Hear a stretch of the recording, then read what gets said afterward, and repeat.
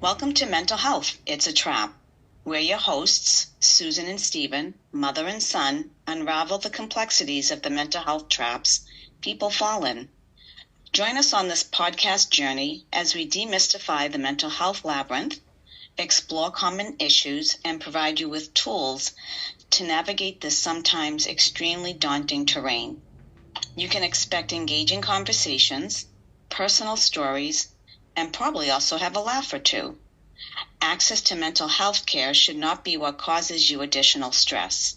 We invite you to follow along, and together we can embrace the darkness together.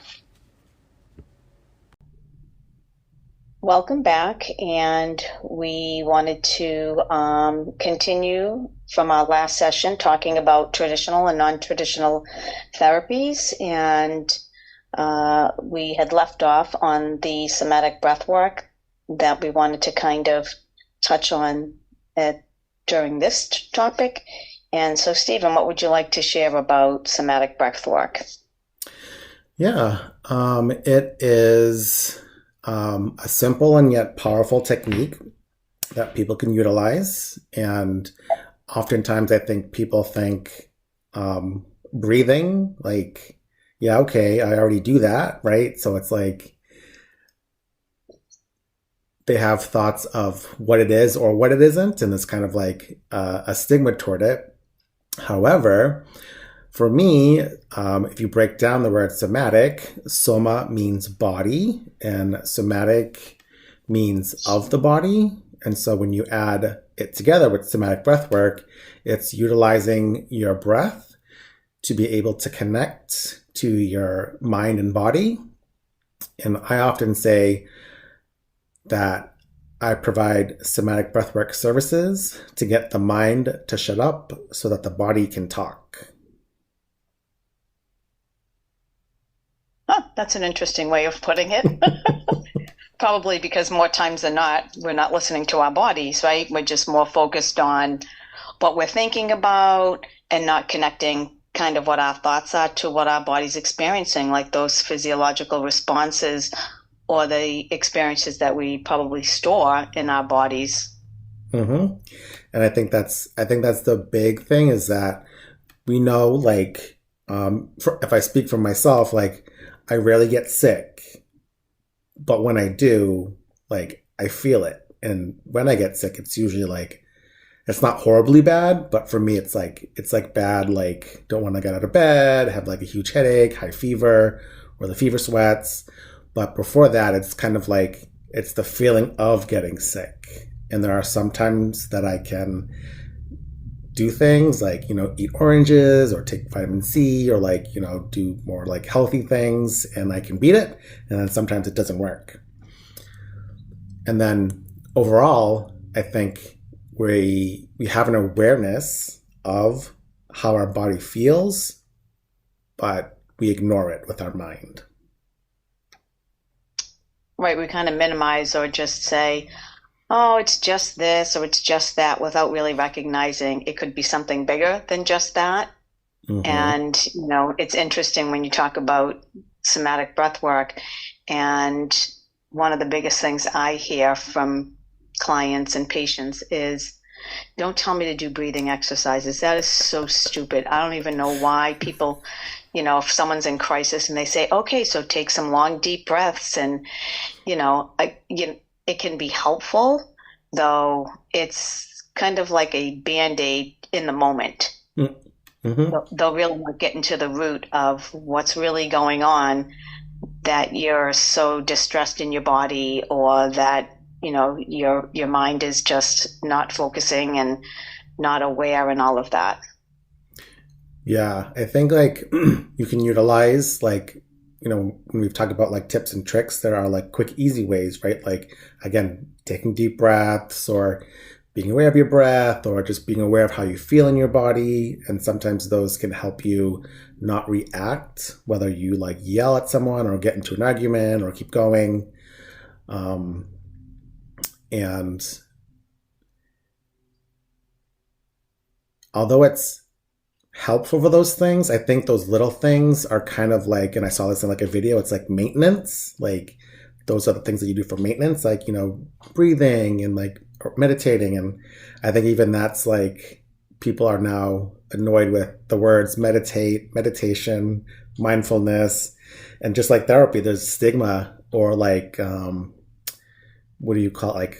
Like, kind of hocus pocusy, like spiritually, like I don't believe in that voodoo stuff. And to a degree, it just depends on your practice, because just because you do breath work doesn't mean that it is spiritual, although it can be. It doesn't have to be, right? So it just depends on the practitioner that you see, what their like faith or spirituality is, if they use it or not, right? So it's kind of like it just kind of depends.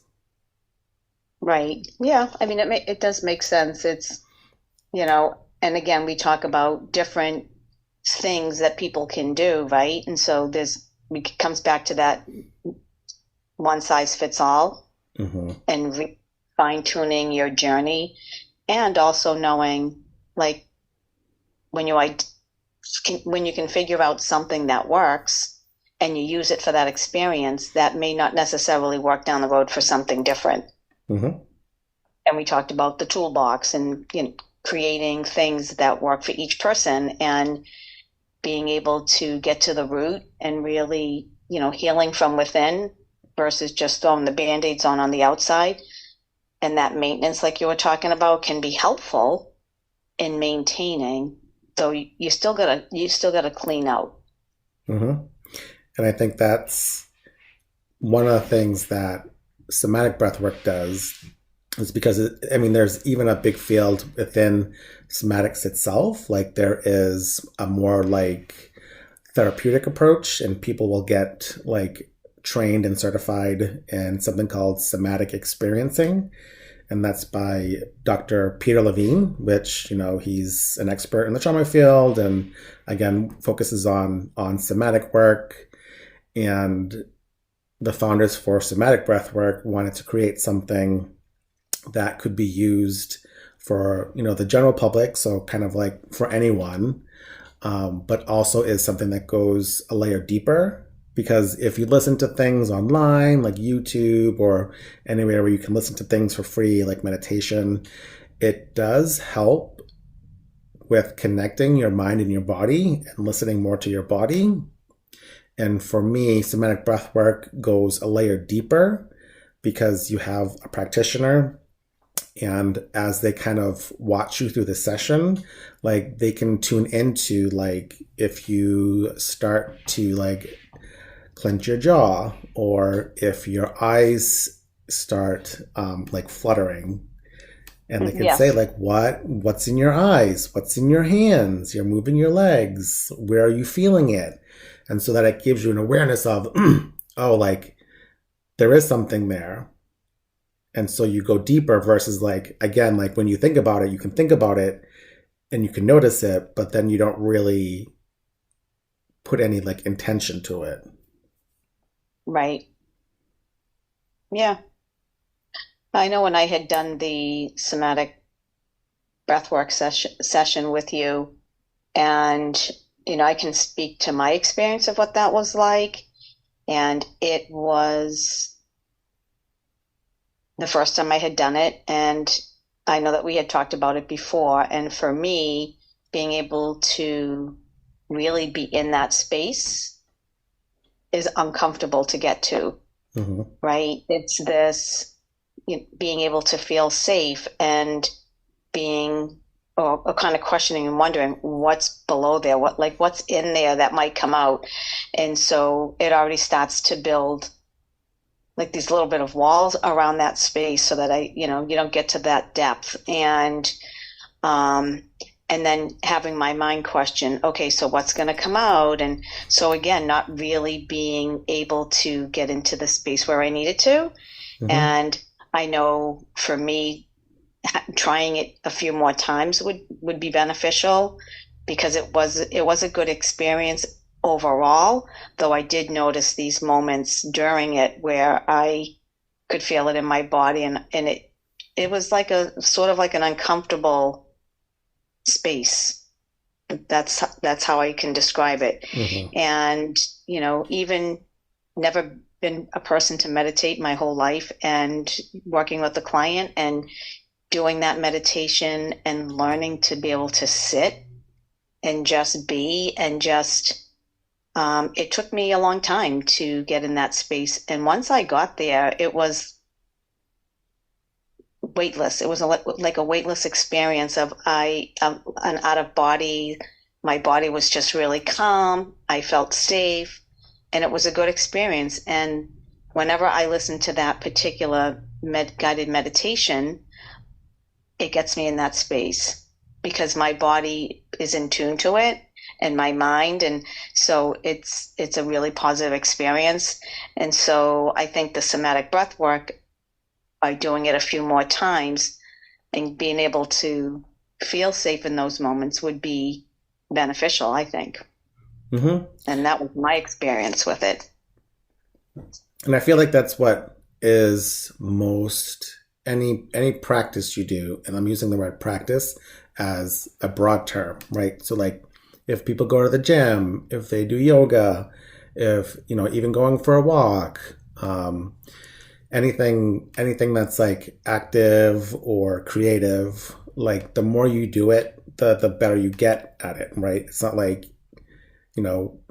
advising people to work out and exercise to be a bodybuilder, right? It's like, no, like go and get movement because it's just, quote unquote proven, there's a lot of evidence and there's a lot of studies about, exercising and even cardio. And I saw something new that came out that was like, you don't necessarily need to do cardio 3 times a week versus like doing some form of like, even if it's just light weightlifting, right? Which makes sense because if you're doing cardio, it's it's still good for your your heart and like your movement.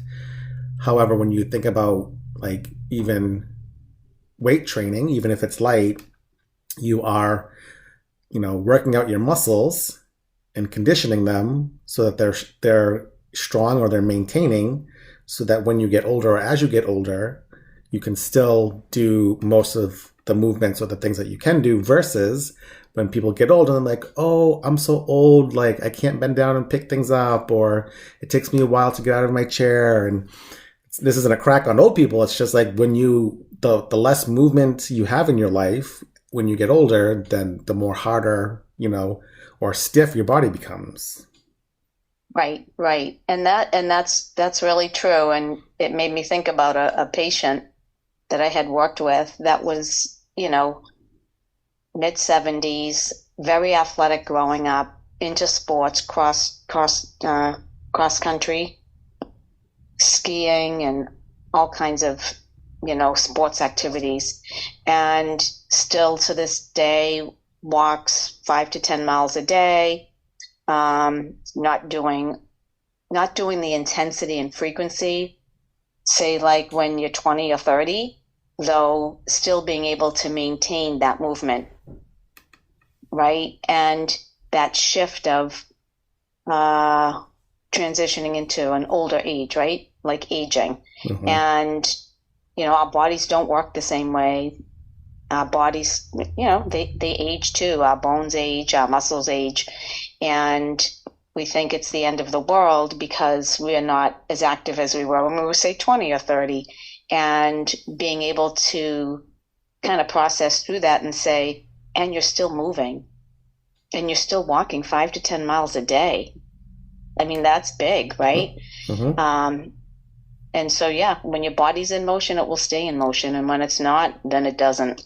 Yeah. And I think that's kind of like rounding it back to somatic breath work. It's the same thing. It's like having a consistent practice, like you said, to help people go deeper, if they want. Sometimes they might do it, and like not want to do it again. And that's okay too. Like everyone's experience is different. And depending on like their trauma or the person or the practitioner that they go to, maybe like select therapy, it might not be a good fit. And so it's like not just giving up on that one person, but having deeper conversations. So if you had a bad experience with a practitioner and you go to another one, then, having that conversation about their style and connecting with them first, because I think sometimes you do jump into things without, fully uh, asking the questions or making sure that they're the right fit, and then we waste time, and then we're like, oh crap, that didn't work. I'm never doing it again.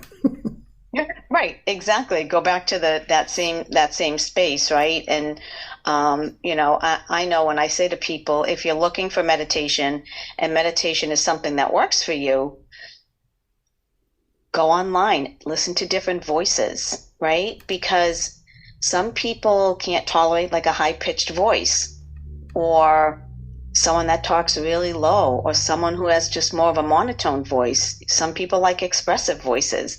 And so again, it's that connecting to that safe space and that place of comfort, right? And so if I can't connect to the voice, how do I get my body and my mind to sync together to be able to relax, right? Mm-hmm. If I hear something that doesn't feel right, then it probably will not work.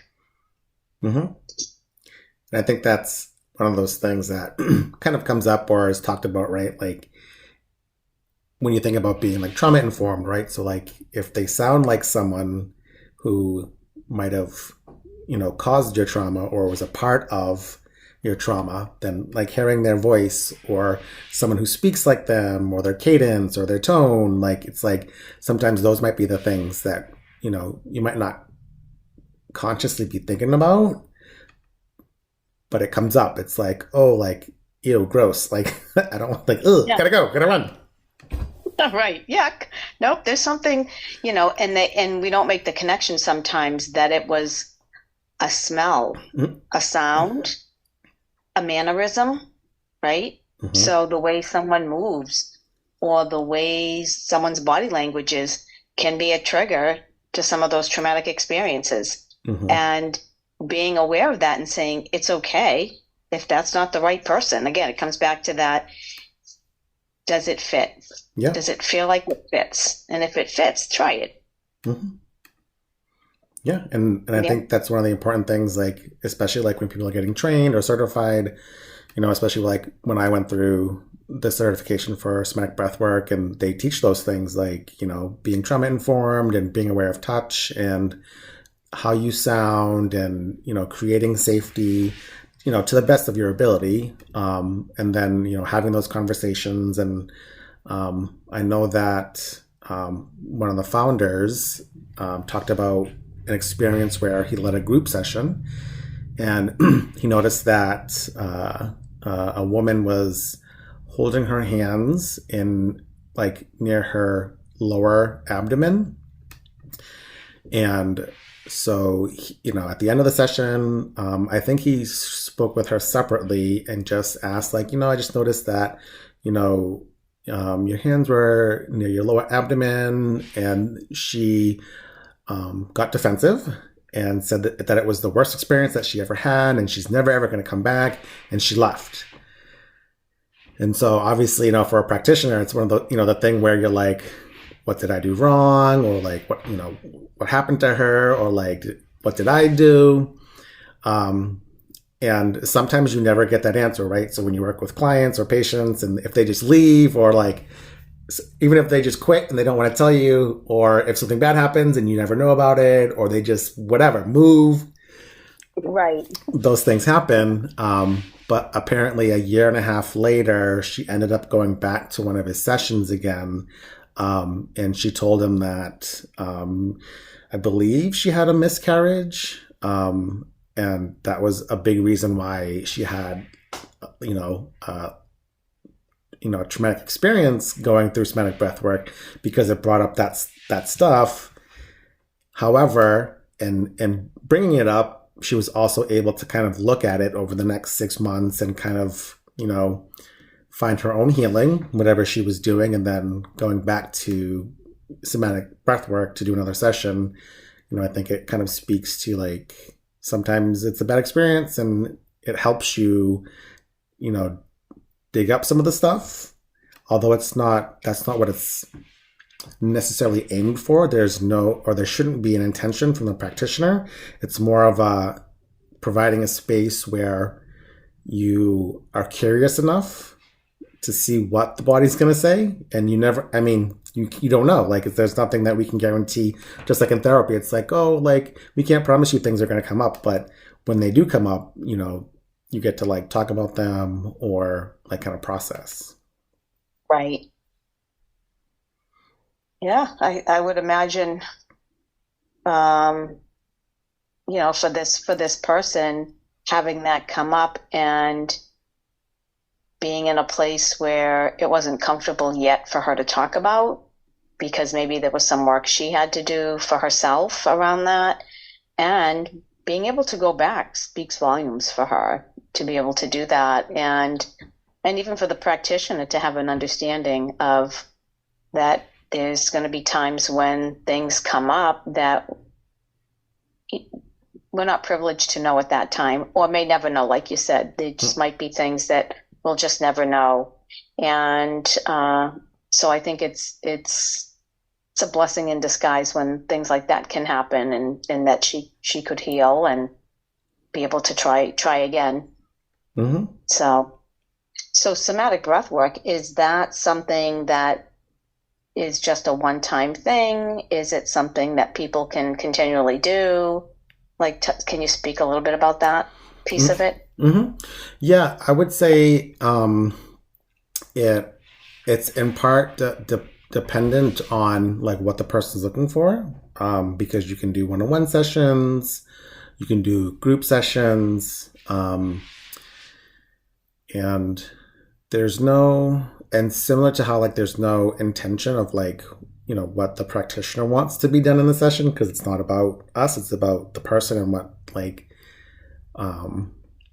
what they're looking for. And I guess that's even hard to say too, because like therapy, it's somatic breath work, it's not a magic pill, it's not a magic wand, it's not a cure, it's not like, oh, I experienced this thing and I want it to go away, versus it's a big like journey or like exploration process. So if someone wants to do multiple sessions, if they're full 1 hour breathwork sessions, that can be intense, and usually it's more something that someone could do like every 2 or 3 weeks.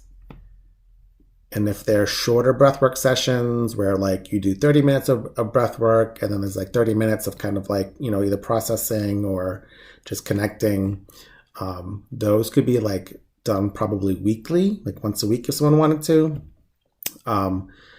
Because I think one of the things, if you're doing a full hour of somatic breath work, it essentially, helps to pressurize the system. So it's activating your stress and your fight or flight in the first half. And then in the second half, it's activating the rest and digest system.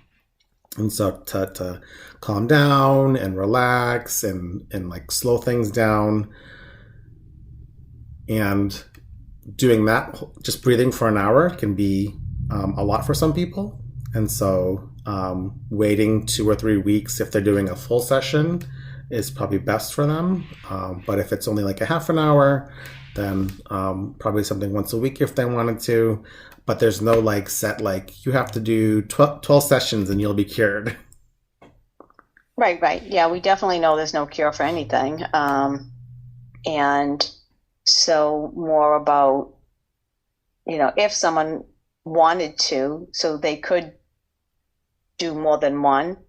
And like you said it was either individual or groups. And have you had any feedback in terms of if groups work really well for people? I mean, did you feel like people tend to feel more comfortable in a group setting or individual one-on-one? Yeah, I think that depends on the person. I've had some people who say like, I don't like groups. And so like, if you dissect that a little bit, it could be just like maybe they just don't feel safe enough to share in groups. But that's kind of future thinking. Like they just might not like groups. So it just depends. Like if you, and it could be an affordability thing. Like group sessions are cheaper because the more people in, then it's reduced price versus doing one-on-one. And some people just prefer one-on-one or groups, or they try each. So it just depends on how comfortable you are, because some people don't like being in big settings. Although groups usually are limited to like 10 to 15. You don't want to have huge groups, because the bigger they get, and sometimes it can feel more unsafe, just because there are so many people in the room, and you're like, I don't know if people are gonna, Yeah. Well, right. And even for the practitioner to be able to, so it sounds like there's a lot of observation on the practitioner's side in terms of paying attention to the nonverbal cues of people, right? The jaw clenching, the hands, clenched around the abdomen, grabbing on the knee, whatever might be going on. And so being able to be present for that number of people, I would imagine, is more difficult if there are a lot more people in the group. Yeah, I mean, you could do bigger groups if you have like other practitioners that are like in your area, because then there are more eyes to kind of support. But yeah, usually small groups, and I think that's usually like, even when you think about like going to a training or a workshop, like smaller groups are more intimate and kind of create more of a container of safety, versus like if you're in a class of like 100 people, then it's like, oh, I don't want to share, or like someone's going to judge me. Right, exactly. So is sharing part of the session? Is it required? Is it optional? Can you speak a little bit about that? Yeah, no, it's optional. Usually like at the end, after people are kind of coming back into their bodies and moving a little bit, people are able to share if they feel comfortable. They can journal, or they can just stay inward and just listen to what other participants share. Okay.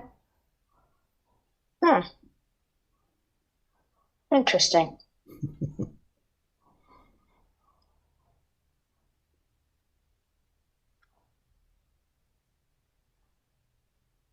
Any other thoughts? Questions? I can't think of any other questions right now. Off the top of my head, I think that, again, when we talk about the traditional and non-traditional, right, that there are a lot of options. And I think it's important for people to understand that there are options, that there's not just one thing, right? Mm-hmm. Coming back to that, and knowing that each of our journeys is different, and we have to find the pieces that make that journey helpful for us. And that it's not always an easy journey. And so grab the strings and build. Mm-hmm. Lay down the bricks and make it as solid a foundation as possible to be able to move forward, even with all the adversity and challenges in life, knowing that there's good too. Mm-hmm. Yeah. Okay. Well, if anyone has any comments or questions, please feel free to reach out and let us know, and we can definitely get back to you. We hope that you found value in today's episode, and take care.